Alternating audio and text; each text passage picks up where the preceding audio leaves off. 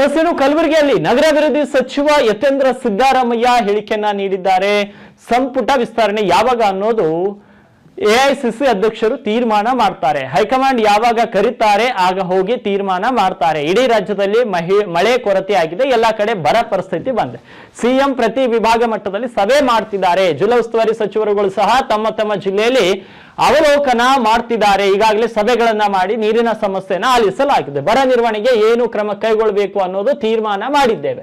ಬೆಳೆಗಳಿಗೆ ನೋಡಿ ಕುಡಿಯೋ ನೀರಿಗೆ ಕೊಡಬೇಕು ಅಂತ ಇಟ್ಟುಕೊಂಡಿದ್ದೇವೆ. ಎಲ್ಲಿ ನೀರಿನ ಅಭಾವ ಇದೆ ಅಲ್ಲಿ ಕೊಳವೆ ಬಾವಿಯನ್ನು ಕೊರೆಸಬೇಕು ಅಂತ ಸೂಚಿಸಿದ್ದೇವೆ. ಸಿಎಂ ಪ್ರತಿ ಕ್ಷೇತ್ರಕ್ಕೂ ಬರ ನಿರ್ವಹಣೆಗೆ 1 ಕೋಟಿ ಹಣ ಕೊಟ್ಟಿದ್ದಾರೆ. ಬರ ಎದುರಿಸಲು ಏನ್ ಮಾಡಬೇಕು ಎಲ್ಲ ಸಿದ್ಧತೆಗಳನ್ನ ಮಾಡಿಕೊಂಡಿದ್ದೇವೆ. ಈ ಬರಗಾಲ ಬಹಳ ದೀರ್ಘಕಾಲ ಮುಂದುವರಿಯುವ ಸಾಧ್ಯತೆ ಇದೆ ಅಂತ ಹೇಳ್ತಿದ್ದಾರೆ ಅಂತ.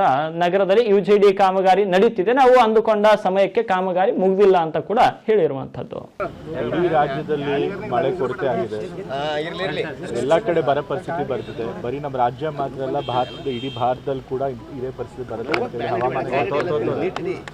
ಸೊ ಹಾಗಾಗಿ ಮುಖ್ಯಮಂತ್ರಿಗಳು ಕೂಡ ಪ್ರತಿಯೊಂದು ವಿಭಾಗದಲ್ಲೂ ಕೂಡ ಬಂದು ಮೀಟಿಂಗ್ಗಳನ್ನು ನಡೆಸಿದ್ದಾರೆ ಈ ವಿಚಾರವಾಗಿ ಬರ ಪರಿಸ್ಥಿತಿ ಅವಲೋಕನ ಮಾಡಬೇಕು ಅಂತೇಳಿ.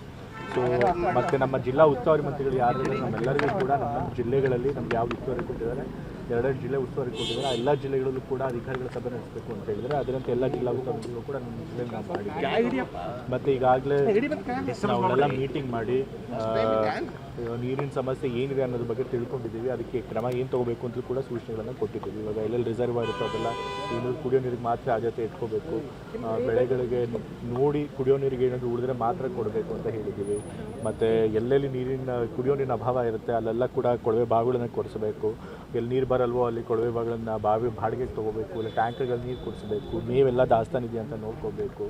ಮತ್ತು ರೈತರಿಗೂ ಕೂಡ ಎಲ್ಲ ಸೂಚನೆ ಕೊಡಬೇಕು. ವಾಟರ್ ಹೆಚ್ಚು ನೀರನ್ನ ಉಪಯೋಗಿಸ್ಕೊಳ್ಳೋಂಥ ಬೆಳೆಗಳನ್ನು ಬೆಳೆಸಬಾರ್ದು ಅಂತ ಹೇಳಿ ಎಲ್ಲ ಹೇಳಿದ್ದೀವಿ. ಜೊತೆಗೆ ಮುಖ್ಯಮಂತ್ರಿಗಳು ಪ್ರತಿಯೊಂದು ಕ್ಷೇತ್ರಕ್ಕೂ ಕೂಡ ಬರ ನಿರ್ವಹಣೆಗೆ ಅಂತ ಹೇಳಿ 1 ಕೋಟಿಯಷ್ಟು ಅನುದಾನ ಕೊಟ್ಟಿದ್ದಾರೆ. ಸೊ ಹಾಗಾಗಿ ಬರನ ಎದುರಿಸಲಿಕ್ಕೆ ಏನೇನು ಸಿದ್ಧತೆಗಳನ್ನು ಮಾಡ್ಕೋಬೇಕು ಅದು ಸರ್ಕಾರದಿಂದ ಮಾಡಿದ್ದೇವೆ. ನೋಡಬೇಕು, ಇದು ಬಹಳ ದೀರ್ಘಕಾಲ ಈ ಬರ ಪರಿಸ್ಥಿತಿ ಮುಂದುವರಿಯೋಕ್ಕೆ ಸಾಧ್ಯತೆ ಇದೆ ಅಂತ ಹೇಳಿದ್ದಾರೆ. ಹಾಗಾಗದೇ ಇರಲಿ ಅಂತ ನಾವು ಬಯಸ್ತೇವೆ. ಸರ್, ಈಗ ನಗರದಲ್ಲೂ ಕೂಡ ಕುಡಿಯೋ ನೀರಿನ ಸಮಸ್ಯೆ ಸಾಕಷ್ಟಿದೆ.